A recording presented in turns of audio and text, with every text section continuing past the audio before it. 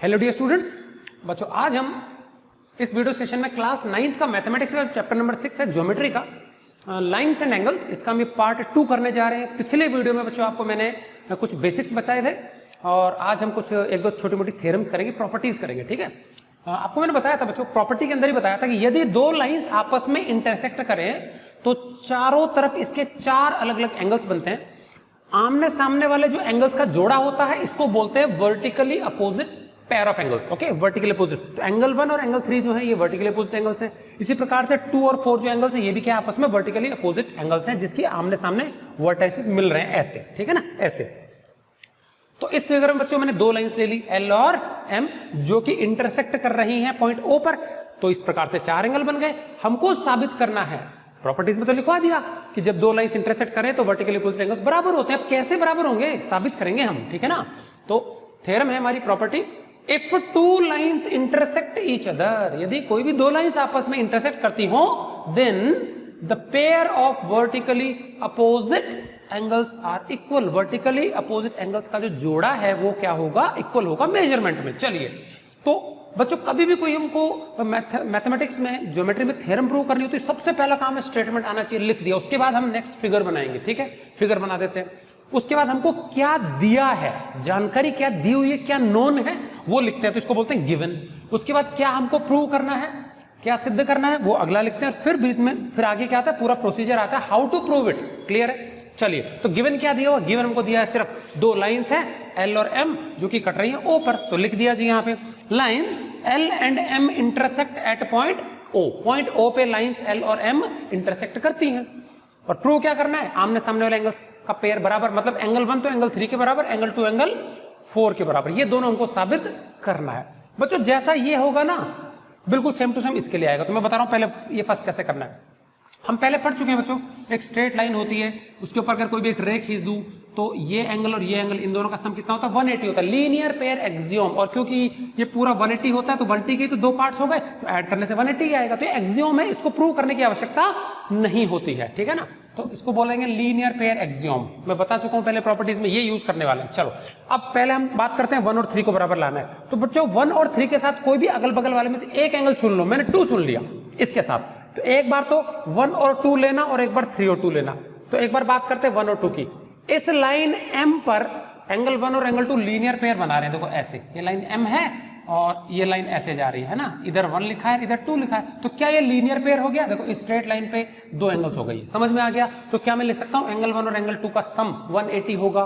बिल्कुल लिख सकते हैं। ठीक, तो मैंने यहां लिख दिया angle 1 plus angle 2 equal to 180। ये हमारा रीजन है, लीनियर पेयर एक्सियोम। प्रॉपर्टी ये है, a pair of angles formed on a straight line has a sum equal to 180 degree. Clear है?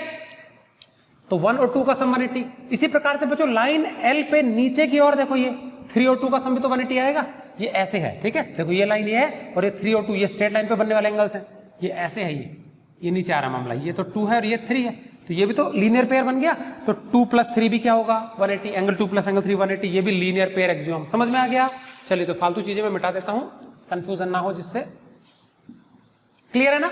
1 + 2, तो ये दोनों हमको बराबर लाने हैं। तो एक बार इसके साथ इधर वाला, एक बार इसके इधर वाला सेम ले लेना। तो 1 + 2 180, 2 + 3 180, लीनियर पेयर एक्सियोम। ओके, अब समझते हैं ध्यान से, इन दोनों का सम भी 180 है, इन दोनों का सम भी 180 है। तो इसका मतलब इन दोनों का सम इज इक्वल टू इन दोनों का सम। राइट साइड बराबर होगी तो लेफ्ट साइड भी इक्वल कर सकते हैं हम। तो from these two equations angle 1 + angle 2 is equal to angle 2 + angle 3। इनका सम बराबर है, इनका सम है, तो ये और ये बराबर ही तो हुए, तो ये और दोनों इक्वेट कर देंगे। दोनों तरफ से 2 2 कैंसिल हो जाएगा, इधर भी एंगल 2 इधर भी एंगल 2, तो क्या बच गया, angle 1 is equal to angle 3। ये हमने प्रूव कर दिया पहला वाला। देखिए ये आ गया।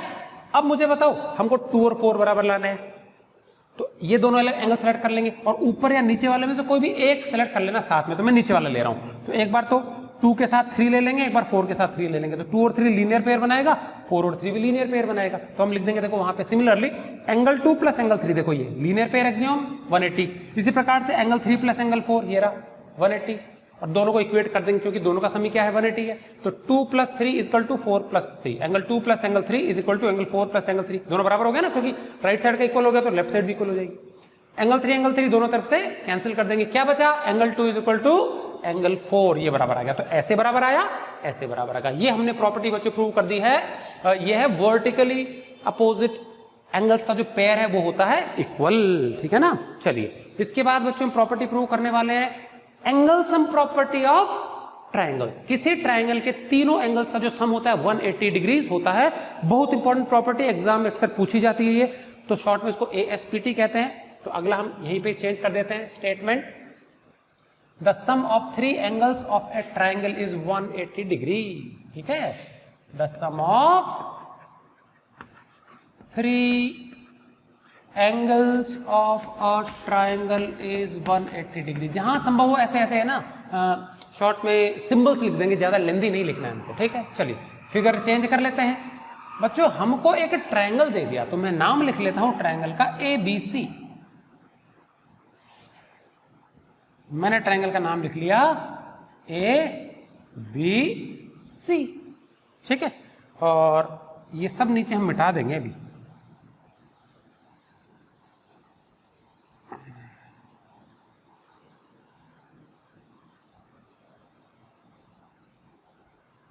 ठीक है। इसको भी रब कर देते हैं। तो आपको अभी जो मैंने पिछले वीडियो में सारी प्रॉपर्टीज करवाई थी ना, उनको यूज करने का समय आ गया बच्चों में, ठीक है ना। तो गिवन क्या दिया हमको, ट्रायंगल ABC, बस और कुछ दिया नहीं है, ठीक। और प्रूव क्या करना है, प्रूव करना है कि इस ट्रायंगल के तीनों एंगल्स का सम 180 होगा। तो ये प्रॉपर्टीज आप लोअर क्लासेस से 7th में 6th में पढ़ते आए हो, टीचर्स ने बताया होगा तीनों एंगल्स का सम 180 होता क्यों है, ये आज पहली बार करेंगे, ठीक है। So we need to prove angle A plus angle B plus angle C is equal to 180। कैसे करेंगे वो सुनेंगे। पिछले मैंने आपको वीडियो में बच्चों पैरेलल लाइंस की 3 प्रॉपर्टीज बताई थी, alternate angle property, corresponding angle property, को इंटीरियर एंगल प्रॉपर्टी। ध्यान देंगे, ठीक। 2 लाइंस पैरेलल ट्रांसवर्सल काट रही है, अल्टरनेट एंगल्स बराबर होते हैं, इधर का इधर के बराबर, इधर का इधर के बराबर, बाहर वाले भी कर सकते हैं। 2 लाइंस पैरेलल ट्रांसवर्सल काट रही है, अगर मैं इधर का ऊपर का ले लूं ये ऊपर के बराबर, इधर का नीचे का ले लूं ये नीचे के बराबर, ये कॉरस्पॉन्डिंग एंगल प्रॉपर्टी है, ठीक है ना। एक ही तरफ के ट्रांसवर्सल जो होते हैं उसके एक ही साइड में होते हैं एंगल, बट ऊपर वाला ऊपर वाले के बराबर, नीचे वाला नीचे वाले के, सेम डायरेक्शन वाले जो एंगल्स होते हैं। और तीसरी को इंटीरियर एंगल प्रॉपर्टी क्या होती है, ये है अल्टरनेट एंगल प्रॉपर्टी, ये है कॉरस्पॉन्डिंग एंगल प्रॉपर्टी, और ये है को इंटीरियर एंगल प्रॉपर्टी। ये क्या कहती है कि किसी 2 पैरेलल लाइंस को ट्रांसवर्सल काट दे तो ट्रांसवर्सल के एक ही तरफ अंदर वाले दोनों एंगल्स का सम होता है 180 डिग्री। रिवाइज करवा दिया बेसिक, ठीक है ना। Alternate angles equal parallel lines के बीच में, ट्रांसवर्सल के इर्द गिर्द, कॉरस्पॉन्डिंग एंगल्स ट्रांसवर्सल के एक ही तरफ, सेम डायरेक्शन वाले, ऊपर ऊपर वाला नीचे नीचे वाला। और यहाँ पे ट्रांसवर्सल के अंदर वाले चाहे तो इधर के 2 एंगल ले लो, इधर के 2 एंगल ले लो, पैरेलल लाइंस के बीच में होंगे तो 180 आएगा सम, ठीक है ना। चलिए तो इनको रब कर देता हूं, इनमें से किसी को भी हम यूज कर पाएंगे, ठीक है ना। और मैंने अभी थोड़ी देर पहले लीनियर पेयर एक्सियोम बता दिया, क्या होता है, एक स्ट्रेट लाइन पे मैंने एक रे बना दी, इन दोनों एंगल का सम 180। अगर एक से ज्यादा रे बना दूं तो वो जो 180 डिग्री का एंगल है वो 3 पार्ट्स में डिवाइड हो गया, तो इन तीनों का सम 180। एक और बना दूं, 4 एंगल बन गए, चारों का सम 180। मतलब ये कि एक स्ट्रेट लाइन पे जितने भी एंगल्स बन जाएं, चाहे वो 2 बने, 3 बने, 4 बने या 25 बने, इन सब का सम कितना आएगा, 180 डिग्री आएगा। तो एक प्रॉपर्टी लिखवाई थी मैंने आपको लीनियर पेयर एक्सियोम के बाद में लिखवाई थी मैंने, sum of all the angles on a straight line is 180 degree. ये भी ध्यान रखेंगे, यूज होगा ये सारी चीजें जो मैंने भी बताई, ठीक। चलिए कभी कभी बच्चों हमको कोई ज्योमेट्री में प्रॉब्लम्स को प्रूव करने के लिए कुछ छोटा मोटा मॉडिफिकेशन करना पड़ता है, जिससे कि डायरेक्टली हमको कोई मदद नहीं मिलती हो, ठीक है, लेकिन प्रॉपर्टीज यूज करने में आसानी होती है। ऐसे किसी भी फिगर में मॉडिफिकेशन को हम कहते हैं कंस्ट्रक्शन, ठीक है। तो सीधा सीधा ये प्रूव नहीं हो पाएगा उससे, लेकिन हम कोई मैथमेटिकल प्रॉपर्टीज यूज कर पाएंगे, ठीक। तो हम यहां लिखने वाले हैं कंस्ट्रक्शन। तो इससे सीधा ये प्रूव नहीं हो पाएगा। हम भाई कंस्ट्रक्शन में ये नहीं कर सकते कि सपोज ये एंगल हमारा 80 डिग्री है, ये हमारा 20 डिग्री है, तो ये ऑटोमेटिकली 80 डिग्री हो जाएगा। ऐसा नहीं करना अपने को, जबरदस्ती नहीं लाना अपने को, ठीक है ना। तो अब कंस्ट्रक्शन में क्या करने वाला हूं, इससे डायरेक्टली इसमें कोई बेनिफिट नहीं होगा हमको, ठीक। हम क्या ए से गुजरते हुए बच्चों एक लाइन सेगमेंट खींच देंगे। जो भी बच्चों कंस्ट्रक्शन किया जाता है उसको डॉटेड लाइन से ही शो किया करो, ठीक है। तो इससे पता लग जाता है कि क्या तो पहले से दिया है और क्या हमने किया है कारगुजारी, ठीक है ना। So the construction is represented with a dotted line, clear. तो ये हमारा ट्रायंगल ABC है and we have drawn a line through point A से गुजरते हुए बनाइए, जो कि किसके पैरेलल होनी चाहिए, BC के पैरेलल होनी चाहिए, बेस के पैरेलल। तो ये दोनों पैरेलल है, डॉटेड वाली और ये आपस में क्या बना दी हमने, पैरेलल बना दी। समझ आ गया। तो मैं क्या लिखूंगा, ए से गुजरते हुए लाइन बनाई, सपोज इस लाइन को नाम दे देते हैं सपोज पी क्यू, तो क्या लिख देंगे थ्रो मतलब से गुजरते हुए, थ्रो पॉइंट ए क्या draw a line P Q parallel, किसके पैरेलल बीसी के, ये पैरेलल का निशान है ठीक है ना, तो पी क्यू बना दिया बीसी के पैरेलल। अब क्योंकि पैरेलल बना दिया तो हम पैरेलल की प्रॉपर्टी लगा पाएंगे। गौर से सुनना ध्यान से बहुत ज्यादा, ठीक। मैं थोड़ी सी देर के लिए इसको मान लेता हूं एंगल 1, इसको मान लेता हूं एंगल 2, इसको मान लेता हूं एंगल 3, इसको मान लेता हूं एंगल 4, इसको मान लेता हूं एंगल 5। आसान होगा लिखना ठीक है ना, 3 अक्षरों में एंगल लिखें, एंगल पी ए बी, इससे बेटर एंगल 4 ही ना लिख दें, जल्दी होगा ठीक है ना। चलिए ट्रायंगल के 1 2 3 है, तो ये 1 है, ये 2 है, ये 3, और बाहर के 4 और 5 ले लिए। अब ध्यान से सुनना बच्चों, मैं यहां पे एक रफर करके बता रहा हूं, वैसे जरूरत नहीं है। ये हमारी पैरेलल लाइन ऊपर वाली है ना, तो यहां पे कहीं पॉइंट ए है, फिर ए से एक लाइन नीचे ऐसे आ रही है बी तक, और बी से नीचे आगे ऐसे जा रही है सी। तो देखो ध्यान से, ऐसे ऐसे ऐसे, और ये पैरेलल है, और इन दो पैरेलल लाइंस को काटते हुए ये ट्रांसवर्सल बन गई। तो क्या ये एंगल और ये एंगल बराबर होगा? अल्टरनेट एंगल बताया था आपको मैंने, देखो ये फिगर लगभग ऐसा ही दिख रहा है ना, देखो जेड जैसा बन रहा है ना, ये वाला एंगल इसके बराबर होगा, तो ये एंगल इसके बराबर होगा। ये एंगल कौन सा है बताओ बाहर? 4 है, ये कौन सा है? 2 है। तो क्या मैं लिख पाऊंगा angle 4 is equal to angle 2, क्योंकि दो पैरेलल लाइंस के बीच के अल्टरनेट एंगल्स हो गए इंटीरियर। तो हम लिख देंगे प्रूफ, क्या लिख पाएंगे? Angle 4 is equal to angle 2, number 1 मान लेते हैं। इसी प्रकार से 5 और 3 बराबर होगा, पर ये भी तो पैरेलल है, एक इधर का और एक इधर का, देखो उल्टा वाला चीज, ठीक है, ये समझ में आ गया ना। अगेन ये वाला, ये लाइन ऐसे दी है, ये पैरेलल, फिर नीचे ऐसे गया हुआ है, और ये सी से बी ऐसे आया हुआ है, तो ये और ये तो पैरेलल ही है, ठीक। तो ये एक तो इधर का एंगल, ये ट्रांसवर्सल हो गई, तो एक तो इधर का एंगल 5 और एक इधर का एंगल 3, तो देखो उल्टा जेड बन रहा है, तो जेड बने एन बने, तो मतलब अल्टरनेट एंगल्स होते हैं, ठीक है कि नहीं क्या? तो हम लिख पाएंगे एंगल 5 किसके बराबर आ गया? एंगल 3 के। एंगल 5 बराबर एंगल 3, क्लियर है क्या?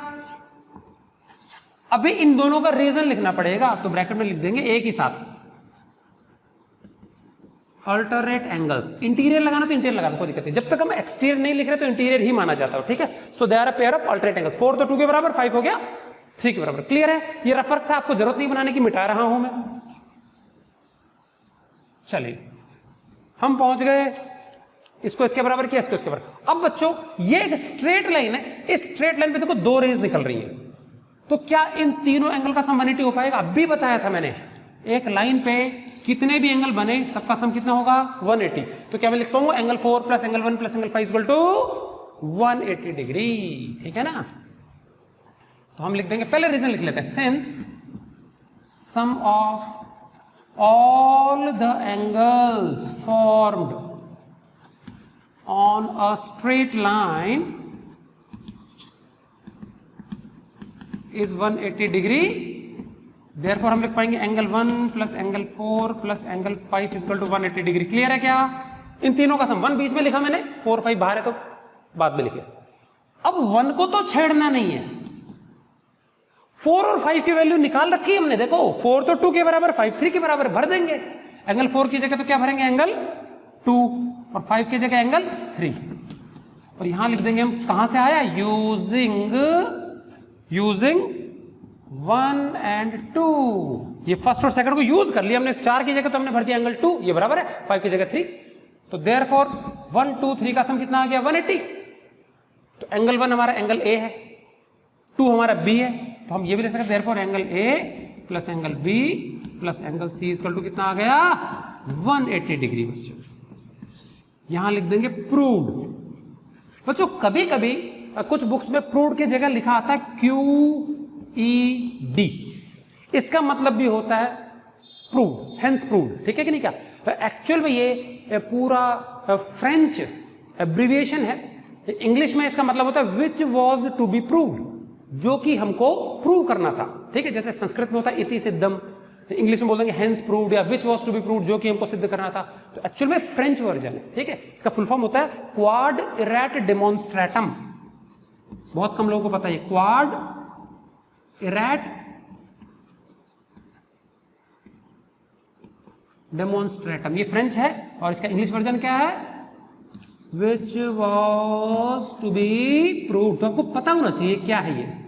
बच्चे लिखते तो हैं बट आइडिया नहीं होता है कि होता क्या चीज है। तो ये भी ले सकते हैं। प्रूव्ड की स्पेलिंग बड़ी है, शॉर्ट में QED, सिंपल। तो लिखो तो पता हो, नहीं तो नहीं लिखो। समझ में आ गया। तो ये था बच्चों हमारी क्या, हमारी अगली प्रॉपर्टी।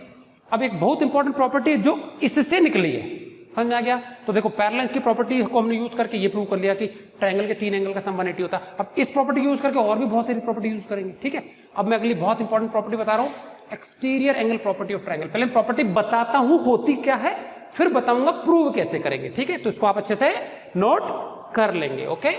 चलिए तो इसको रब कर दिया जाए।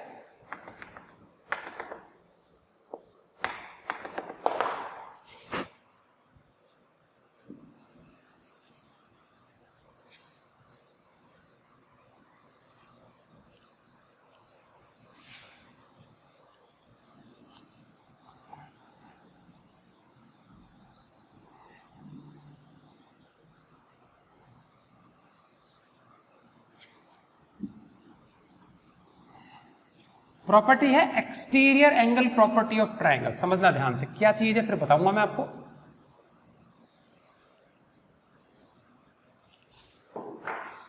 बच्चों हमारे पास एक ट्रायंगल है, ये 3 एंगल जो होते हैं ना, इनको बोलते हैं इंटीरियर एंगल्स, अंदर के हैं। तो क्या बाहर भी होते हैं? बिल्कुल होते हैं। हम किसी भी एक साइड को किसी भी एक तरफ बढ़ा दो, एक तरफ, बस एक साइड को एक तरफ, चाहे तो इसको ऊपर या नीचे, इसको लेफ्ट या राइट, इसको ऊपर या नीचे, हमने एक को एक तरफ बढ़ा दिया।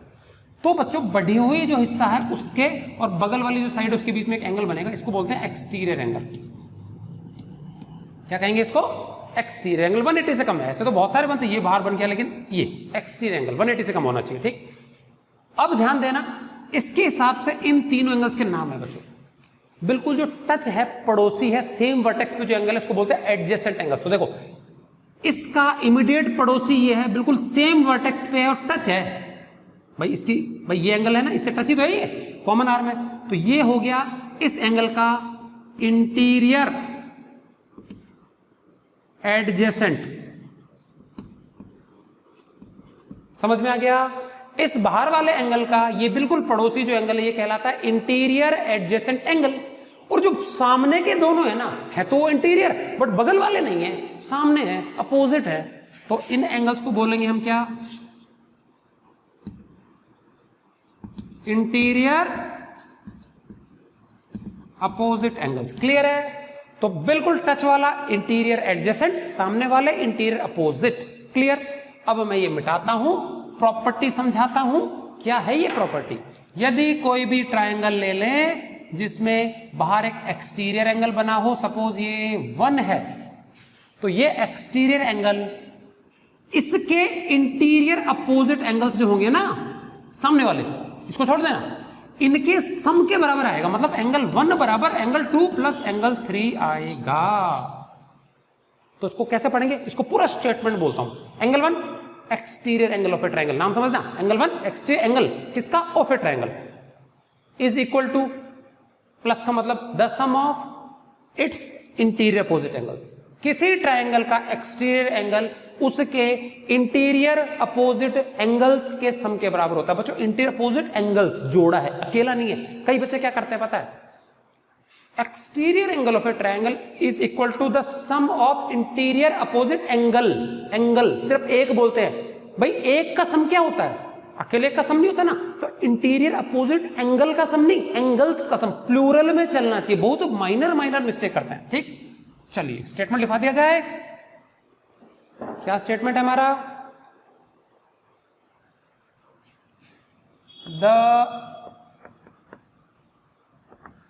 exterior angle of a triangle is equal to the sum of its interior opposite angles. Figure हमारा ये रहा, ए बी सी डी। हमको साबित करना है, ये एंगल 1 ले लेते हैं, ये 2 ले लेते हैं और ये ले लेते हैं 3। समझ में आ गया? तो गिवन बताओ क्या है? ट्राइंगल ए बी सी जिसमें B C is produced to point D. B C को बढ़ा दिया डी तक, हम किसी को भी किसी तरह बढ़ा सकते हैं, इसको बढ़ा दो, नीचे बढ़ा दो। बी सी इज प्रोड्यूस करना मतलब तो बढ़ाना, एक्सटेंड करना, प्रोड्यूस्ड टू पॉइंट डी, तो बाहर वाला एंगल बन गया। प्रूव क्या करना है? एंगल 1 मतलब एक्सटीरियर एंगल ऑफ ट्राइंगल लिख चुका, इज इक्वल टू लिख चुका, सम ऑफ मतलब का सम, किसका sum? Interior opposite, angle 2 plus angle 3। हम 1 2 3 कहीं पे भी लिख दो, कोई फर्क नहीं पड़ता, यहां 1 लिख दो, 2 लिख दो, 3 लिख दो, ए बी सी वॉटएवर, जो लिखना है लिखो, बट लिख लो। अभी यहां कोई कंस्ट्रक्शन की आवश्यकता ही नहीं है, प्रूफ सीधा, बहुत इजी, ध्यान से समझेंगे बच्चों। टाइम बीइंग के लिए पड़ोस का एंगल ले लेते हैं 4, वैसे इसकी वजह आवश्यकता हमको है नहीं, लेकिन फिर भी ले लेते हैं। Suppose this is angle 4। मुझे बताओ, अभी हमने प्रॉपर्टी प्रूव किया, क्या angle 2 plus angle 3 plus angle 4 का सम 180 होगा? हाँ, angle sum property of triangle बताया था ना अभी मैंने, ट्रायंगल के तीनों एंगल का सम 180 डिग्री होगा। तो हम लिख देंगे angle 2 plus angle 3 plus angle 4 is equal to 180 degree. Short में लिख देंगे angle sum property of triangle, मतलब ट्रायंगल के तीनों एंगल का सम 180। क्लियर है? Let it be equation number first. अब मुझे बताओ, क्या 1 और 4 लीनियर पेयर हैं? बिल्कुल है, देखो एक लाइन पे बनने वाला एक जोड़े एंगल है, लीनियर पेयर एक्सियोम, इनका सम भी तो 180 होना चाहिए। Also angle 1 plus angle 4 is equal to 180। Clear है क्या? ये किस खुशी में बराबर है? लिख देंगे लीनियर पेयर एक्सियोम। समझ में आ गया? अब देखो, इन तीनों का सम 180 है, इन दोनों का सम 180 है, तो मतलब राइट साइड बराबर हो गई, तो लेफ्ट भी तो बराबर होगी। तो फ्रॉम 1 and 2, फ्रॉम 1 and 2 क्या पता लगा? 2 plus 3 plus 4, angle 2 plus angle 3 plus angle 4, जिसका कि सम 180 हो गया है, ये इसके बराबर है भाई, ये भी 180 ये भी 180, तो ये वाला चीज इसके बराबर ही हुआ ना, एंगल 1 प्लस एंगल 4 के बराबर होना चाहिए। एंगल 1 प्लस एंगल 4, देखो एंगल 4 दोनों तरफ से कट गया, कॉमन है ना, तो देयरफॉर हम लिख सकते हैं angle 2 plus angle 3 is equal to angle 1। Clear है? 2 प्लस 3 इज इक्वल टू 1 आ गया, देखो 2 प्लस 3 1 आ गया, तो उल्टा कर लो, 1 इधर ले आओ, कोई दिक्कत नहीं है। और वी कैन राइट एंगल 1 मतलब exterior angle of triangle is equal to sum of its interior opposite angles. अब क्या लिखें हम? हेंस प्रूव्ड लिखें या ये लिखेंगे आपसे, ठीक है ना, क्वाड्रिलेटरल डेमोंस्ट्रेटम which was to be proved. Clear है बच्चों? ये आपकी लास्ट प्रॉपर्टी थी, exterior angle property of triangle. बहुत इंपॉर्टेंट प्रॉपर्टी है, बहुत जगह यूज होगी आपके चैप्टर में, तो बहुत ज्यादा यूजेबल जो प्रॉपर्टीज मैं बता दूं, vertical opposite angles, alternate corresponding consecutive angles या कोइटियर एंगल्स, और साथ में ये वाली प्रॉपर्टी एएसपीटी के अलावा एक्सटीरियर एंगल प्रॉपर्टी, ये आपकी भर भर के इस पूरे चैप्टर में यूज होने वाली है। ठीक है, तो बच्चों आज के वीडियो के लिए इतना ही, मिलते हैं नेक्स्ट वीडियो में। उसके बाद हम क्या है, एक्सरसाइज से पहले जो आपके एग्जांपल्स है वो सॉल्व करेंगे। 3 एग्जांपल्स हैं फर्स्ट एक्सरसाइज से पहले, एंड देन उसके बाद हम एक्सरसाइज स्टार्ट करेंगे, तो उसको अच्छे से आप रिवाइज कर लेंगे।